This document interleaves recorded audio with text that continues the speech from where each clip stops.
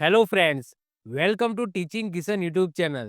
તો આપણે કંઈક હિસ્ટ્રી ઓફ ગુજરાત એટલે કે ગુજરાતનો ઇતિહાસ જોતા હતા, જેના આપણે ઓલરેડી અગાઉ 2 લેક્ચર જોઈ ગયા. જેની અંદર પહેલા લેક્ચરની અંદર આપણે વાત કરી હતી પૌરાણિક કાળ એટલે કે કૃષ્ણ ભગવાનની વાત કરી હતી, અને લેક્ચર નંબર 2 ની અંદર ગુજરાતનું નામકરણ એટલે કે આ ગુજરાત શબ્દ છે એ ક્યાંથી આવ્યો એનો આપણે ઇતિહાસ જોઈ ગયા હતા. આ છે ગુજરાતનો ઇતિહાસ લેક્ચર નંબર 3, જેની અંદર આપણે વાત કરવાની છે પ્રાગ આદ્ય ઐતિહાસિક કાળની. હવે આની અંદર શું આવશે અને આમાંથી અવારનવાર ક્વેશ્ચનો બનતા હોય છે. બીજી વસ્તુ કે મેં આપણી યુટ્યુબની એનાલિટિક્સમાં જોયું છે કે ઘણા બધા એવા સ્ટુડન્ટ છે જે લેક્ચરને જોવે છે ખરા, પરંતુ એને સબસ્ક્રાઇબ નથી કરતા, લેક્ચરને લાઇક નથી કરતા. કેમ ભાઈ એવું? લેક્ચર ન ગમતો હોય તો ડિસલાઇક કરો, લેક્ચર ગમતો હોય તો લાઇક કરો, કંઈક તો કરો.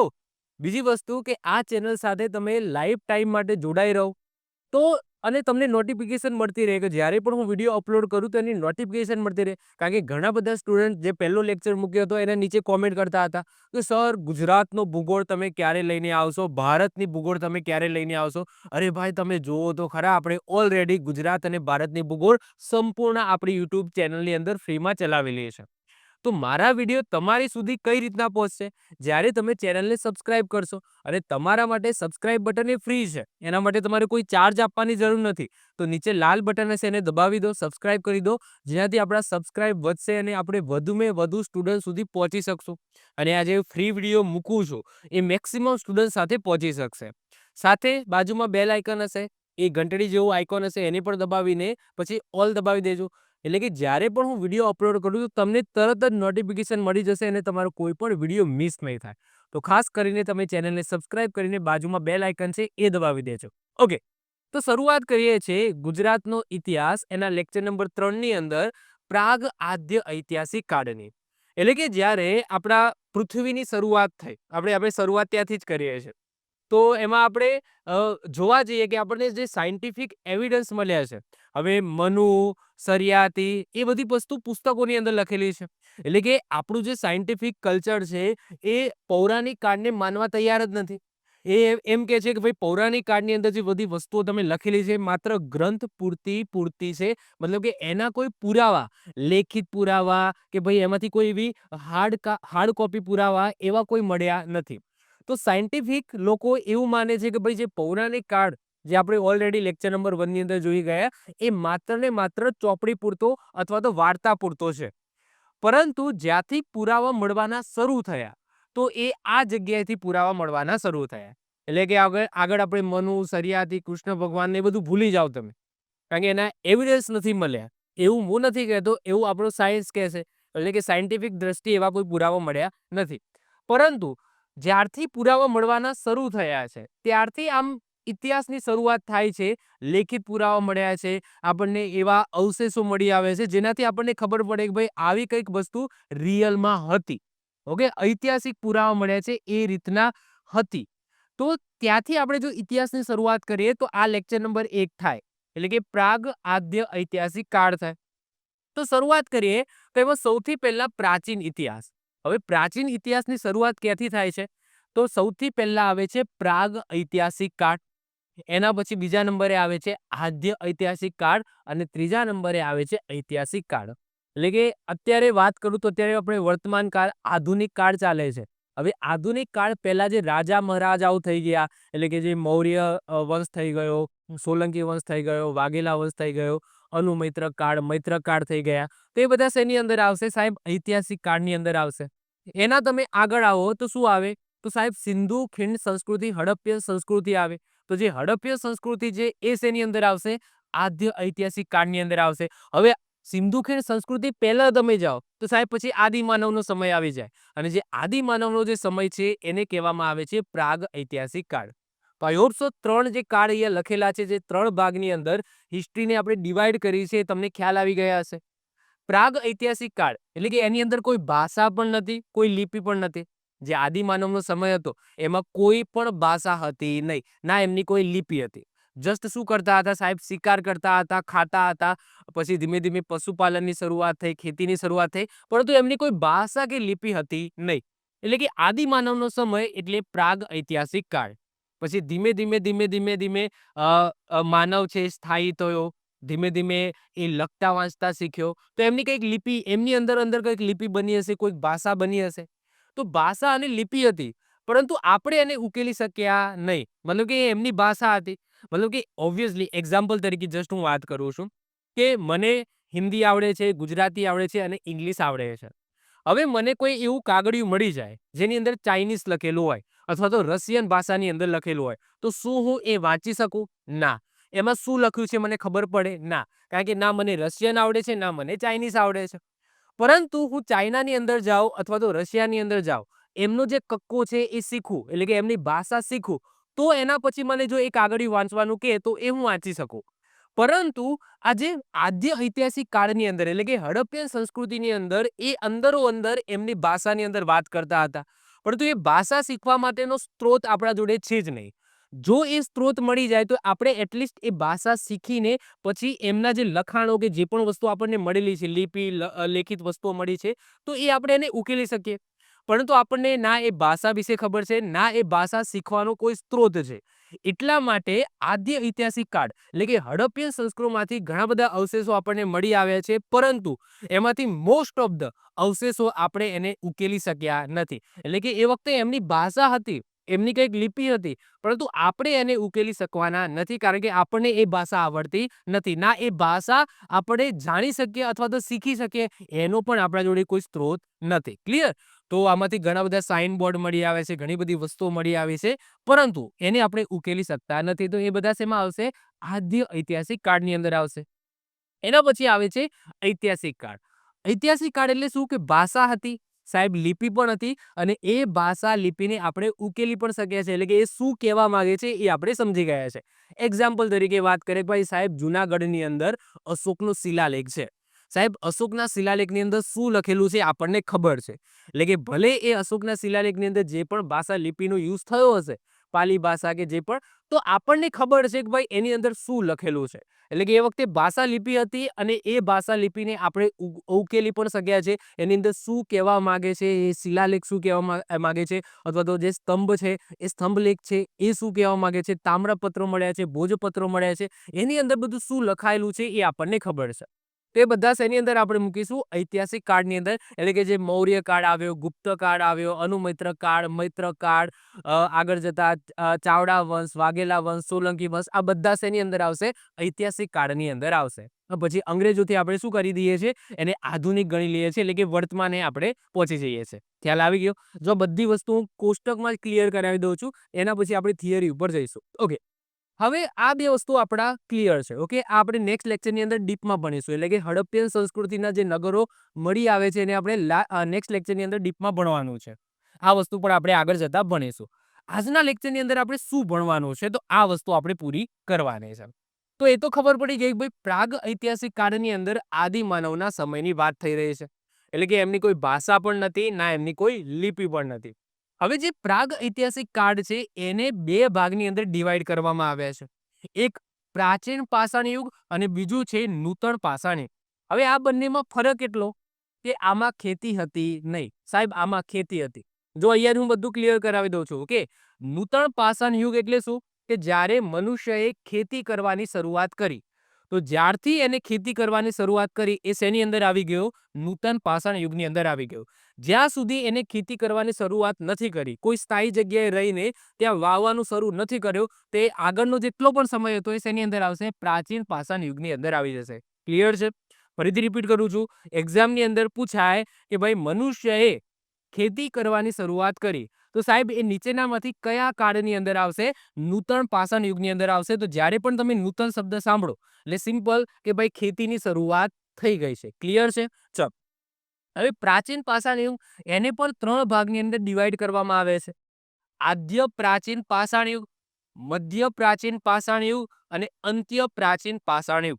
કોઈ પુસ્તકોની અંદર અહીંયા 3 લખી દીધા હશે: પ્રાચીન પાષાણ યુગ, મધ્ય પાષાણ યુગ અને નૂતન પાષાણ યુગ. કોઈ પુસ્તકોમાં આ રીતના 3 ભાગ હશે, પરંતુ ઓફિશિયલી આ રીતના પડે છે. પ્રાચીન પાષાણ યુગના 3 ભાગ પડે છે અને નૂતન પાષાણ યુગ એ અલગ હોય છે. ક્લિયર? ચલો. તો અહીંયા સાહેબ આ 3 વસ્તુ છે. તો અહીંયા કઈ રીતના અલગ પડે છે? ચલો અહીંયા હું ફટાફટ કરાવી દઉં છું. જો આદ્ય પ્રાચીન પાષાણ યુગ એટલે કે જે સાહેબ આદિમાનવનો પહેલો સમય, જ્યારે એ નગ્ન અવસ્થામાં હતો, એના જોડે પહેરવાના કોઈ કપડાં હતા નહીં, ભટકતું જીવન જીવતો હતો, જે પ્રાણી મળે એને મારતો હતો અને મારવા માટે પણ કોઈ ખાસ ઓજાર હતા નહીં. શું કરતો હતો? પથ્થરનો ઉપયોગ કરતો હતો. એ પથ્થરથી એ જે પશુ છે એને એને એ પથ્થર લઈને મારવા દોડતો હતો. એ પશુને પકડતો અને એને પછી આ પથ્થરથી મારતો અને પછી ખાતો. તે શેમાં આવશે સાહેબ? આદ્ય પ્રાચીન પાષાણ યુગની અંદર આવશે. એના પછી જ્યારે મનુષ્ય એ કપડાં પહેરવાનું શરૂ કરે છે. સાહેબ કપડાં પહેરવાનું એટલે કે આવા કપડાં પહેરવાની વાત થતી નથી. કેવા કપડાં? ઝાડની છાલ. તો ઝાડની છાલ છે એ પહેરવાનું શરૂઆત કરે છે. થોડી થોડી બુદ્ધિ આવે છે. એના પછી અહીંયા જે બધા જે પથ્થરનો યુઝ કરતો હતો, મોટા મોટા ઓજારો, એ ધીમે ધીમે નાના થતા ગયા અને એમાં પણ અણીદાર કરતો થયો, એટલે કે એને અણીદાર ઘસીને બનાવતો થયો. અને એના પછી એને શરૂઆત કરી છે, મતલબ કે કપડાં પહેરતો શરૂઆત થયો અને ધીમે ધીમે એ કહેવાય પશુપાલન તરફ આગળ વધે છે, થોડું થોડું સ્થાયી થવા માંડે છે. તો એ બધું શેમાં આવશે? મધ્ય પ્રાચીન પાષાણ યુગ. એના પછી અંત્ય પ્રાચીન પાષાણ યુગ એટલે કે એવો સમય જ્યારે પશુપાલનની શરૂઆત થઈ. આની અંદર શું આવશે સાહેબ? પશુપાલન. શું આવશે? પશુપાલન એની શરૂઆત કરી. તો સાહેબ શું ખાતો હતો? બંને વસ્તુ. મતલબ કે કંદમૂળ ખાતો થયો, સાથે સાથે કંદમૂળ તો ખાતો હતો, સાથે સાથે અમુક પશુને પાળતો હતો પોતાના કામ કરાવવા માટે અને અમુક પશુને ખાતો હતો. તો પ્રાચીન પાષાણ યુગમાં પશુપાલનની શરૂઆત થઈ. નૂતન પાષાણ યુગમાં ખેતીની શરૂઆત થઈ. જો બધું લખું છું. આની અંદર કપડાં પહેરવાની શરૂઆત થઈ. કપડાં. ઓકે. આની અંદર એ નગ્ન ફરતો હતો, નગ્ન. ઓકે. અને પોતાનું જીવન કઈ રીતના ગુજારતો હતો? રખડતું. મતલબ કે ધીમે ધીમે ધીમે ધીમે આગળ, કોઈ સ્થાયી જગ્યા હતી જ નહીં. ધીમે ધીમે ધીમે જ્યાં પશુ મળે ત્યાં મારતો, ખાતો, પછી આગળ વધતો. પશુ મળે, મારતો, ખાતો, આગળ વધતો. એવું જીવન આ આદ્ય પ્રાચીન પાષાણ યુગની અંદર ગુજારતો હતો. આઈ હોપ સો આટલી વસ્તુ તમારી ક્લિયર થઈ ગઈ હશે. બધી વસ્તુ આની અંદર મેં પહેલા જ ક્લિયર કરાવી દીધી. હવે જુઓ ભણવાની કેવી મજા આવે છે. ઓકે. તો વન બાય વન એક એક કરીને આપણે હવે આ બધી વસ્તુ જોઈશું. તો સૌથી પહેલા આપણે શું કરીશું? પ્રાગ ઐતિહાસિક કાળની અંદર જઈશું. એની અંદર પ્રાચીન પાષાણ યુગમાં જઈશું અને એની અંદર પછી આ પહેલા 3 વસ્તુ ભણીશું. પછી નૂતન પાષાણ યુગ અને પછી આદ્ય ઐતિહાસિક કાળની થોડી બેઝિક માહિતી લઈને એના પછી ડીપમાં નેક્સ્ટ લેક્ચરમાં જ્યારે વાત કરીશું આપણે સિંધુ ખીણ સંસ્કૃતિની, હડપ્પીય સંસ્કૃતિની ડીપમાં વાત કરીશું. ક્લિયર છે? ઓકે. ચલો વન બાય વન એક એક કરીને હવે આપણે જોઈએ. ઓકે. તો સૌથી પહેલા વાત કરીએ પ્રાગ ઐતિહાસિક કાળ. પ્રાગ ઐતિહાસિક કાળની અંદર પહેલા આવે છે પ્રાચીન પાષાણ યુગ. અને પ્રાચીન પાષાણ યુગની અંદર જે 3 ભાગ છે એમાંથી પહેલો ભાગ છે આદ્ય પ્રાચીન પાષાણ યુગ. એની અંદર સાહેબ આ રીતના જીવન જીવતો હતો. આ રીતના સાહેબ અગ્નિની શોધ સ્ટાર્ટિંગમાં જ થઈ ગઈ હતી. સૌથી પહેલા એમને જો કોઈ આદિમાનવે શોધ કરી હોય તો એ અગ્નિની શોધ કરી હતી. તો આ યુગમાં અગ્નિની શોધ થઈ હોવાથી આ યુગને અશ્મ યુગ પણ કહેવામાં આવે છે. આજે આદ્ય પ્રાચીન પાષાણ યુગ છે એને અશ્મ યુગ પણ કહેવામાં આવે છે, કારણ કે સૌથી પહેલા જો એમને કોઈ શોધ કરી હોય તો એ અગ્નિની છે. તો સાહેબ એ જંગલમાં ભટકતું જીવન ગુજારતો હતો. તો કોઈક વખત એવું બનતું હતું કે આપોઆપ આગ લાગી જતી હતી. તો સૌથી પહેલા જો એમના નજરમાં કોઈ વસ્તુ આવી હોય તો એ આગ છે. તો એટલા માટે આ જે યુગ છે આદ્ય પ્રાચીન પાષાણ યુગ છે એને અશ્મ યુગ તરીકે પણ ઓળખવામાં આવે છે. આ યુગનું સૌ પ્રથમ સંશોધન ઈસવીસન 1893માં, એટલે કે આ યુગ છે, આ યુગના કોઈક તો પુરાવા મળ્યા હશે ને ત્યારે આપણને ખબર પડી હશે કે આવું પણ કોઈ યુગ હતો. તો એનું સૌથી પહેલું સંશોધન ઈસવીસન 1893માં અંગ્રેજ ભૂસ્તર શાસ્ત્રી રોબર્ટ બ્રુસફૂટ, એ અંગ્રેજી અધિકારી હતા રોબર્ટ બ્રુસફૂટ, એમના દ્વારા મહેસાણા જિલ્લાની અંદર સાબરમતી નદીના તટે કોટ, જે તાલુકો વિજાપુર લાગે છે, પેડામણી એનો પણ તાલુકો વિજાપુર લાગે છે. તો કોટ અને પેડામણી પાસેથી એમને આ બધા અવશેષો મળ્યા. જેની અંદર એમને શું મળ્યું? તો એમની અંદર હાથે ગળેલા પથ્થરના 2 હથિયાર મળી આવ્યા. કોટમાંથી બે હથિયાર મળ્યા અને પેડામણીમાંથી 1 હથિયાર મળ્યું. એટલે કે સૌથી પહેલા જો કોઈ પુરાવા મળ્યા હોય આ કાળના તો એ કોને મળ્યા હતા? રોબર્ટ બ્રુસફૂટને મળ્યા હતા, જે એક અંગ્રેજ અધિકારી હતા. ત્યાંથી સાબરમતી નદીના તટે કોટ અને પેડામણીમાંથી એમને હથિયારો મળી આવ્યા હતા જે પથ્થરના હતા. સાબરમતીના તટ પાસે જે હથિયારો મળ્યા એ શેના બનેલા હતા? તો ક્વાર્ટઝાઇટના બનેલા હતા. ક્વાર્ટઝાઇટ ખડક છે, એ ખડકના બનેલા હતા. પછી મહી અને ઓરસંગ તટ પાસે જે હથિયારો મળ્યા છે એ શેના બનેલા હતા? તો ક્વાર્ટ્ઝના સફેદ પથ્થરના હતા. એટલે કે અલગ અલગ જગ્યાએથી એ સાબરમતી નદી છે ત્યાંથી ઉત્ખનન એને શરૂ કર્યું બ્રુસ ફોર્ટે. એના પછી ધીમે ધીમે ધીમે ધીમે નદીઓની આજુબાજુ, કારણ કે કહેવાય છે કે જ્યાં નદી હોય ને ત્યાં એની આજુબાજુ જ વસાહતો હોય. તો એ નદીની આજુબાજુ એમને ઉત્ખનન કરવાનું શરૂ કર્યું અને ધીમે ધીમે આપણને શું મળ્યા છે? પુરાવા મળ્યા છે. તો સાબરમતીના તટ પાસે જે હથિયારો મળ્યા એ ક્વાર્ટઝાઇટના હતા. એના પછી મહી અને ઓરસંગ નદી એના તટ પાસે જે હથિયારો મળ્યા એ ક્વાર્ટ્ઝના સફેદ પથ્થરના હતા. એના પછી રાજપીપળા પાસે કરજણ નદીની પાસે જે હથિયારો મળ્યા છે એ બેસાલ્ટ હથિયારો હતા, એટલે કે બેસાલ્ટ ખડકના હથિયારો હતા. પછી ધાંગધ્રા પાસે જે હથિયારો મળ્યા છે એ રેતીના પથ્થરોના હતા. એટલે કે અલગ અલગ જગ્યાએથી અલગ અલગ પ્રકારના શું મળ્યા છે? હથિયારો મળ્યા છે, જે તમે અહીંયા જોઈ શકો છો. આવા કંઈક હથિયારો મળ્યા છે. હવે આ યુગની જે અવશેષો મળ્યા છે એના ઉપરથી આપણને શું ખબર પડે છે કે આ યુગનો માનવ કેવો હશે? કારણ કે એક્ઝામની અંદર જ્યારે ક્વેશ્ચન પૂછાશે ને તો અહીંયાથી જ પૂછાશે. એટલે કે આ યુગનો માનવી કેવો હશે? આ અવશેષો ઉપરથી આપણને એવું જાણવા મળે છે કે સૌથી પહેલા તો આ જે આદિમાનવ છે એ નગ્ન અવસ્થામાં હશે. એટલે કે એવા કોઈ પુરાવા મળ્યા નથી કે જેનાથી આપણને એ કપડાં પહેરીને ફરતો હોય એવું આપણને ખબર પડે છે. તો આ આદિમાનવ એ સૌથી પહેલા તો નગ્ન અવસ્થામાં રહેતો હતો. ખોરાક માટે પ્રાણીઓનો શિકાર કરતો અને કંદમૂળ ખાતો હતો. ભટકતું જીવન જીવતો હતો, એટલે કે મેં કીધું એમ એ કોઈ પ્રાણી મળે, મારતો, ખાતો, પછી આગળ વધી જતો, મારતો, ખાતો, આગળ વધી જતો. કોઈ સ્થાયી જીવન એ ગુજારતો નતો. કેમ નતો ગુજારતો? કારણ કે એમને એક જ વસ્તુ ખબર હતી કે ભાઈ મારે જીવન જીવવું હોય તો પ્રાણીઓને મારવાના અને એને ખાવાના. હવે પ્રાણીઓ, તમે અહીંયા બેસી રહો તો પ્રાણીઓ સામેથી તો આવવાના નથી. તમારે પ્રાણીઓને શોધવા જવું પડશે, ત્યારે જ તમે તમારું જીવન છે એ ગુજારી શકવાના છે.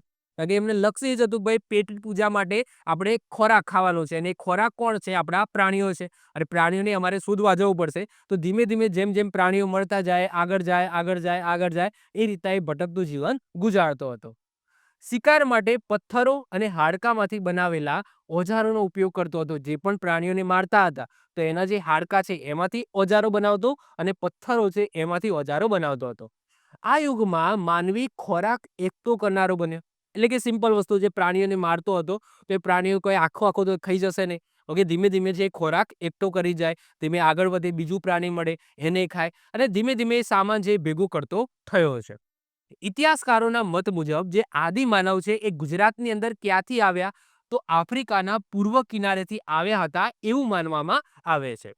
તો આ જે કાળ થઈ ગયો એ તમારો કયો કાળ થઈ ગયો? આદ્ય પ્રાચીન પાષાણ યુગ થઈ ગયો. જેની અંદર તમારે સિમ્પલ એટલું વસ્તુ યાદ રાખવાનું છે કે પહેલા તો જે આદિ માનવ છે એ ભટકતું જીવન ગુજારતો હતો, કપડાં પહેરતો હતો નહીં, ઓકે, અને ઓજાર તરીકે પથ્થરોનો ઉપયોગ કરતો હતો. આવા અવશેષો આપણને મળી આવ્યા છે. કોને સૌથી પહેલા આ યુગના અવશેષો શોધ્યા? તો સાહેબ રોબર્ટ બ્રુસ ફોર્ટ દ્વારા શોધવામાં આવ્યા છે, જે એક અંગ્રેજ અધિકારી હતા. એમની વાત આગળ આપણે કરીએ છીએ. ઓકે, એના પછી આગળ આવે છે મધ્ય પ્રાચીન પાષાણ યુગ. સાહેબ, મધ્ય પ્રાચીન પાષાણ યુગની વાત કરીએ તો આ યુગમાં મળેલા હથિયારો, જે આદ્ય પ્રાચીન પાષાણ યુગ છે એ હથિયારોની કમ્પેરિઝન કરો તો નાના હતા. ઓબ્વિયસલી જે રીતના સૌથી પહેલા મોટા મોટા કોમ્પ્યુટર બને, પછી જેમ જેમ ટેકનોલોજી વધી એમ એમ કમ્પ્યુટરની સાઇઝ નાની થતી ગઈ. એ જ રીતના સૌથી પહેલા જે આદ્ય પ્રાચીન પાષાણ યુગ છે એમાં સૌથી પહેલા મોટા મોટા હથિયારોનો યુઝ થતો હતો. જેમ જેમ પછી ખબર પડી કે ભાઈ આટલા મોટા હથિયારોની જરૂર નથી, નાના નાના હથિયારોથી પણ કામ ચાલી શકે. અને નાના નાના એટલે કે પહેલા પહેલા શું કરતો હતો આદિમાનવ? એ પીછો કરતો હતો. પીછો કરીને પહેલા સૌથી પહેલા એ પ્રાણીને પકડતો હતો અને એના હાથમાં જે પથ્થર હોય એનાથી એ મારતો હતો. હવે જેમ જેમ ટેકનોલોજી વધે એમનામાં પણ ટેકનોલોજી વધે. તો હવે જ્યારે આ યુગ આવે, એટલે કે મધ્ય પ્રાચીન પાષાણ યુગ આવ્યો, તો હવે એ પ્રાણીઓની પાછળ દોડતો હતો નહીં, છૂટી એવી વસ્તુ મારતો હતો, અણીદાર વસ્તુ મારતો હતો. ભાલા બનાવવાની શરૂઆત થઈ, પછી ધીમે ધીમે એવા અણીદાર પથ્થર બનાવવાની શરૂઆત થઈ અને છૂટો ફેંકતો હતો. તો તમે જુઓ કે આ યુગમાં મળેલા હથિયારો એ આદ્ય પ્રાચીન પાષાણ યુગના હથિયારોથી નાના તેમજ રંગીન પથ્થરો જેવા કે જેસ્પર, ચર્ટ અને અકીકમાંથી બનાવવામાં આવેલા. આ યુગના અવશેષો ઉપરથી આપણને શું તારણ મળે છે? સૌથી પહેલા તો મધ્ય પ્રાચીન પાષાણ યુગની અંદર આદિમાનવ છે એ કપડાં પહેરતો થયો. કપડાં ધેટ્સ મીન્સ કે આપણા જેવા કપડાં નહીં. સાહેબ, કપડાં તરીકે શેનો ઉપયોગ કરતો હતો? તો ચામડા અને વૃક્ષની છાલના વસ્ત્રો, જેને કહેવામાં આવે છે વલ્કલ. વલ્કલ એટલે શું? વૃક્ષની છાલના વસ્ત્રો, એને વલ્કલ કહેવામાં આવે.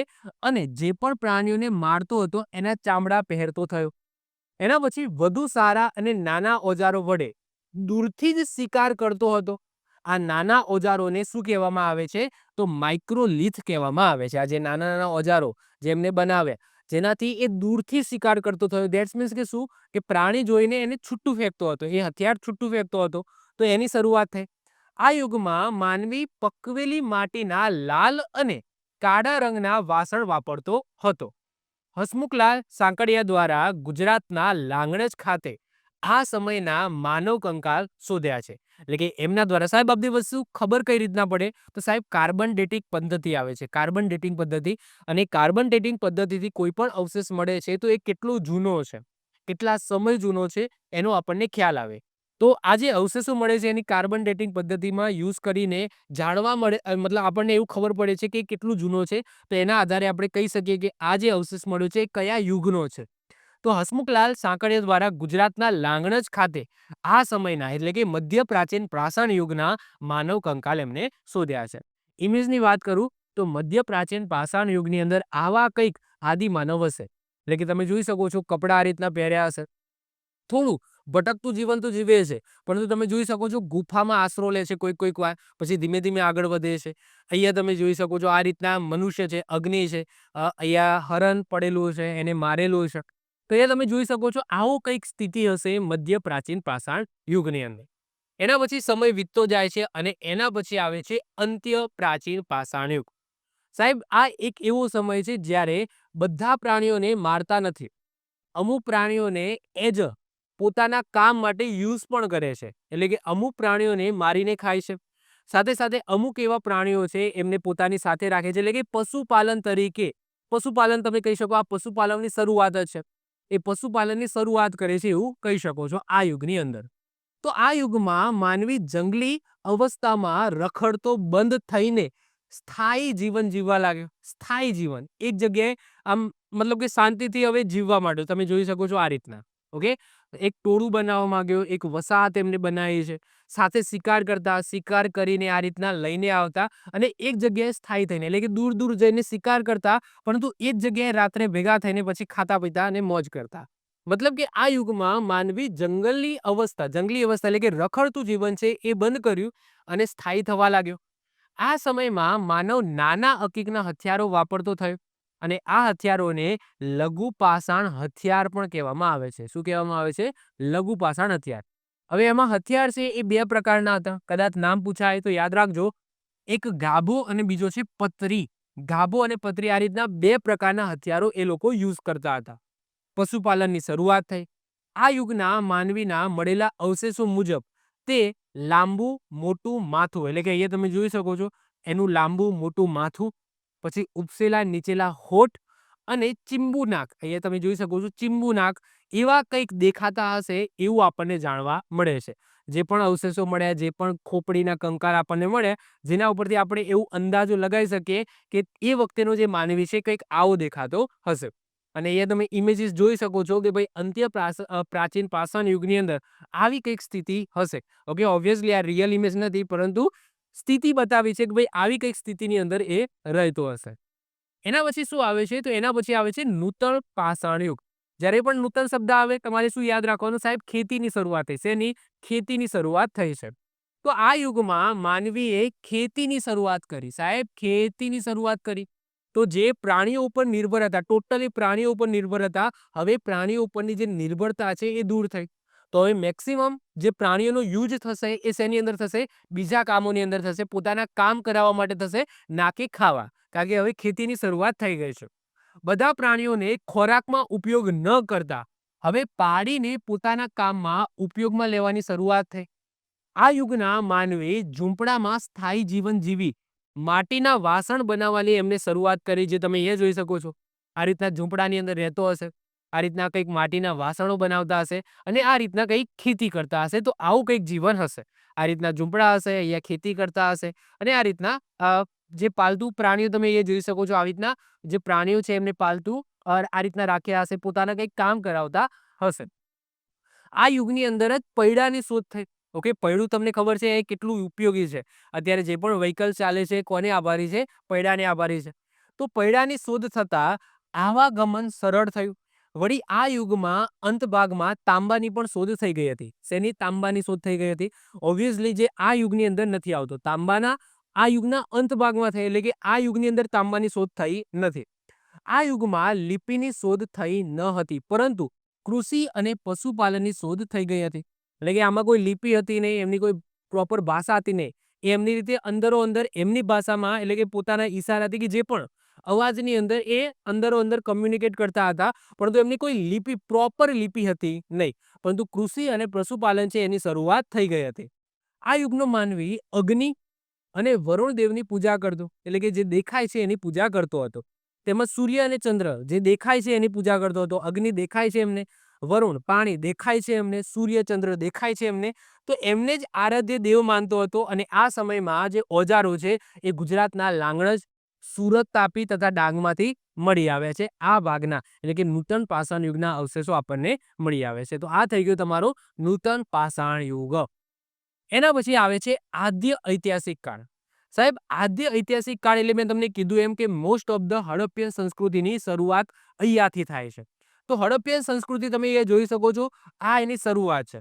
તો આ યુગમાં તામ્ર પ્રાસાન યુગ પણ કહેવામાં આવે છે, કારણ કે તાંબાની સૌથી પહેલા શોધ થઈ ગઈ છે. જે સૌથી પહેલું કહેવાય કે ધાતુ, એ શું શોધ્યું હતું? તાંબુ શોધ્યું હતું એમને. તો આ યુગને તામ્ર પ્રાસાન યુગ પણ કહેવામાં આવે છે.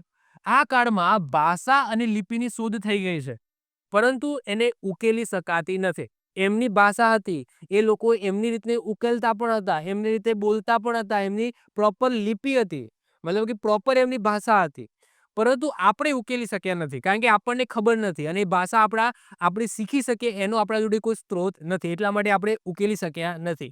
તો જે આદ્ય ઐતિહાસિક કાળ છે એમના પ્રોપર એ એમની વસાવતોની અંદર એમની ભાષા હતી, એમની લિપિ હતી, પરંતુ આપણે ઉકેલી શક્યા નથી. આ યુગની અંદર જ સોનું ચાંદુ જેવી કિંમતી ધાતુઓની શોધ થઈ ગઈ. સૌપ્રથમ સોનું ચાંદુ, તમે મૂવી જોયું હોય મોહેન્જો દડો, તો સાહેબ મોહેન્જો દડોનું જે એક્ઝામ્પલ લઈ લો. જો મોહેન્જો દડો તમે પિક્ચર જોયું હોય, ઋતિક રોશનનું છે આઈ થિંક, યસ, તો ઋતિક રોશનનું મૂવી છે, તો એની અંદર તમે જોશો ચલણી સિક્કાઓ પણ છે, સોના ચાંદીના સિક્કાઓ છે. તો બસ એ જ તમે જોઈ લો. ઓકે, એ જ મૂવીની અંદર જે બતાવ્યું છે એ બધું આદ્ય ઐતિહાસિક કાળનું છે. આગળ વાત કરીએ, સૌ પ્રથમ તાંબુ, એના પછી કાંસુ, ત્યારબાદ લોખંડની શોધ થઈ. તેથી આ યુગને તામ્રયુગ, કાંસ્ય યુગ તેમજ તામ્ર પાષાણ યુગ કહેવામાં આવે છે. આ યુગમાં માનવીએ સ્થાયી જીવન જીવવા માટે નગરો વસાવ્યા, તેમજ ખેતી અને ભોજન માટે અનાજનો ઉપયોગ કર્યો.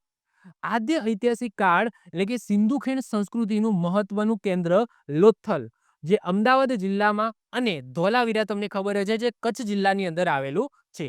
જે કયા કાળના ઉદાહરણ છે? આદ્ય ઐતિહાસિક કાળના ઉદાહરણ છે. સાહેબ, ડીપમાં વાત આપણે નેક્સ્ટ લેક્ચરની અંદર ડીપમાં વાત કરીશું સિંધુ ખીણ સંસ્કૃતિની, હડપ્પીયન સંસ્કૃતિની, અને જે છે મોટા મોટા નગરો આપણા ગુજરાતમાંથી મળી આવ્યા છે, એ બધા નગરો નેક્સ્ટ લેક્ચરની અંદર આપણે ડિટેલ્સમાં ડિસ્કસ કરવાના છે. હવે વાત કરીએ સાહેબ, બે નામ આવ્યા હતા. આગળ આપણે ડિસ્કસ કરતા હતા તો એમાં બે નામ આવ્યા હતા. સૌથી પહેલું નામ આવ્યું હતું રોબર્ટ બ્રુસ ફૂટનું. સાહેબ, એમના વિશે થોડું જોઈ લઈએ. અને બીજું એક નામ આવ્યું હતું હસમુખલાલ સાકડિયા. એમના વિશે પણ નામ આગળ આવ્યું હતું ને, તો એમના વિશે પણ આપણે થોડું જોઈ લઈએ. તો સૌથી પહેલા વાત કરીએ રોબર્ટ બ્રુસ ફૂટ, જે કંઈક આવા દેખાય છે. સાહેબ, કોણ હતા? તો બ્રિટિશ ભૂસ્તરશાસ્ત્રી અને પુરાતત્વવિદ હતા. એમને યાદ રાખજો, આ એક્ઝામની અંદર પૂછાયેલો ક્વેશ્ચન છે. એમને ભારતીય પ્રાગ ઐતિહાસિક પુરાતત્વના જનક ગણવામાં આવે છે. સાહેબ, કેમ ગણવામાં આવે છે? કારણ કે એમને સૌ પહેલા ગુજરાતમાં નહીં, આખા ભારતના ગણવામાં આવે છે. તો એમાં સૌથી પહેલા અવશેષો ગુજરાતમાં શોધ્યા હતા નહીં, ક્યાં શોધ્યા હતા? તો સૌ પ્રથમ 1863માં તમિલનાડુની અંદર પલ્લવરમ નામના સ્થળે હાથ કુહાડી એમને સૌથી પહેલા શોધી હતી. 1887માં જીઓલોજીકલ સર્વે ઓફ ઇન્ડિયાના અધ્યક્ષ બનાવવામાં આવ્યા હતા.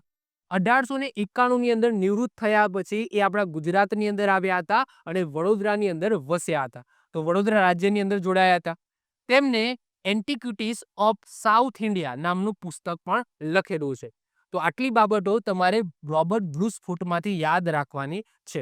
એ જન્મ્યા હતા ભલે બ્રિટિશમાં, પરંતુ એ મૃત્યુ ક્યાં પામ્યા હતા? કલકત્તાની અંદર મૃત્યુ પામ્યા હતા. એટલે કે એમનું જે અંત છે, આખું જીવન છે, ભારતની અંદર એમને ગુજાર્યું હતું. અને એમનો છેલ્લો સમય, એટલે કે એમની ડેથ છે, એ પણ ભારતની અંદર થઈ હતી, કલકત્તાની અંદર થઈ હતી. ક્લિયર? તો બહુ મહાન વ્યક્તિ છે, યાદ રાખીશું આપણે. એના નેક્સ્ટ વાત કરીએ હસમુખલાલ સાકડિયા, જેમનો જન્મ એકચ્યુઅલી થયો હતો મુંબઈની અંદર.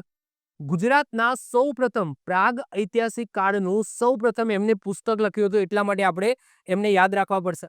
કયું પુસ્તકનું નામ છે? Archaeology of Gujarat. આ પુસ્તકનું નામ છે, જે સૌથી પહેલું ગુજરાતનો ઇતિહાસ દર્શાવતો હોય, એટલે કે પ્રાગ ઐતિહાસિક કાળ દર્શાવતો હોય ગુજરાતનું, એવું સૌથી પહેલું પુસ્તક કોને લખ્યું હતું? હસમુખલાલ સાંકળિયા દ્વારા લખવામાં આવ્યું હતું. પુસ્તકનું નામ છે આર્કિયોલોજી ઓફ ગુજરાત. શું છે?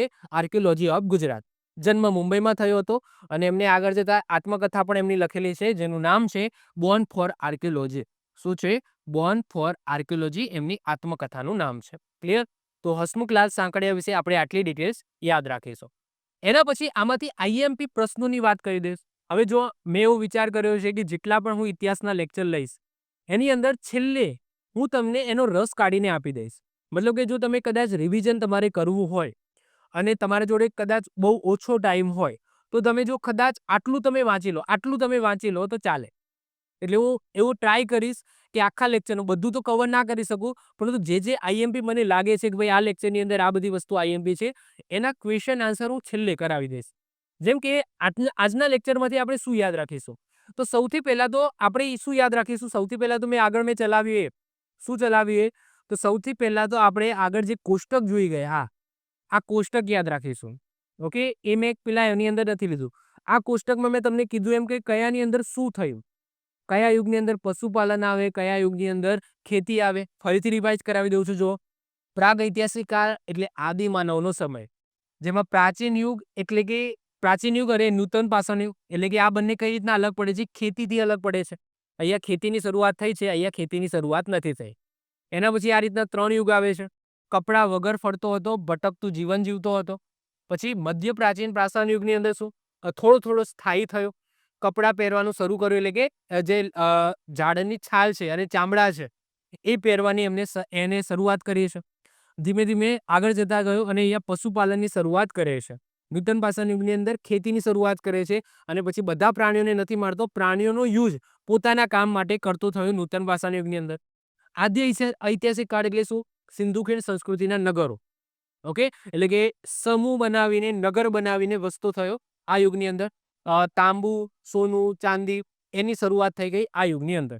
જસ્ટ પેલા આટલું ખબર પડી ગઈ. ચલો હવે છેલ્લે હું જે ક્વેશ્ચન કરાવું છું એ ક્વેશ્ચન તમારે ખાસ યાદ રાખી લેવાના છે. ઓકે, સૌથી પહેલું ગુજરાતના ઇતિહાસની શરૂઆત કયા કાળથી થાય છે? એક્ઝામની અંદર પૂછાય સિમ્પલ ક્વેશ્ચન કે સાહેબ ગુજરાતના ઇતિહાસની શરૂઆત આપણે કયા કાળથી ગણીશું? સાહેબ પૌરાણિક કાળ નહીં આવે, કારણ કે આપણને ઇતિહાસ કોને કહેવાય? જેના કંઈક પુરાવા કંઈક મળ્યા હોય એને આપણે ઇતિહાસ કહીશું. તો ગુજરાતના ઇતિહાસની શરૂઆત છે એ પ્રાગ ઐતિહાસિક કાળથી થાય છે. ક્યાંથી થાય છે? પ્રાગ ઐતિહાસિક કાળથી. પરંતુ ગુજરાતની અંદર વ્યવસ્થિત માનવ જીવનની શરૂઆત છે એ એકચ્યુઅલી આદ્ય ઐતિહાસિક કાળથી થાય છે, એટલે કે હડપ્પીયન સંસ્કૃતિથી થાય છે. આ આદિમાનવનો સમય છે, આ હડપ્પીયન સંસ્કૃતિનો સમય છે. તો વ્યવસ્થિત માનવ જીવન છે એ હડપ્પીયન સંસ્કૃતિથી શરૂઆત થઈ છે, આદ્ય ઐતિહાસિક કાળથી થઈ છે. પરંતુ ગુજરાતના ઇતિહાસની શરૂઆત પૂછાય તો આપણે પ્રાગ ઐતિહાસિક કાળ લખીશું. એના પછી ગુજરાતમાં સૌપ્રથમ પ્રાગ ઐતિહાસિક કાળનું સૌપ્રથમ પુસ્તક, જેનું નામ છે આર્કિયોલોજી ઓફ ગુજરાત, કોના દ્વારા લખવામાં આવ્યું છે? તો હસમુખ સાંકળિયા દ્વારા લખવામાં આવ્યો છે. એના પછી ગુજરાતનો ઇતિહાસ લખનાર સૌપ્રથમ વ્યક્તિ, ગુજરાતનો ઇતિહાસ એ સૌપ્રથમ કયા વ્યક્તિ દ્વારા લખવામાં આવ્યો છે? તો પ્રાણલાલ એડલજી ડોસા દ્વારા લખવામાં આવ્યો છે. આપણે યાદ રાખી લઈશું.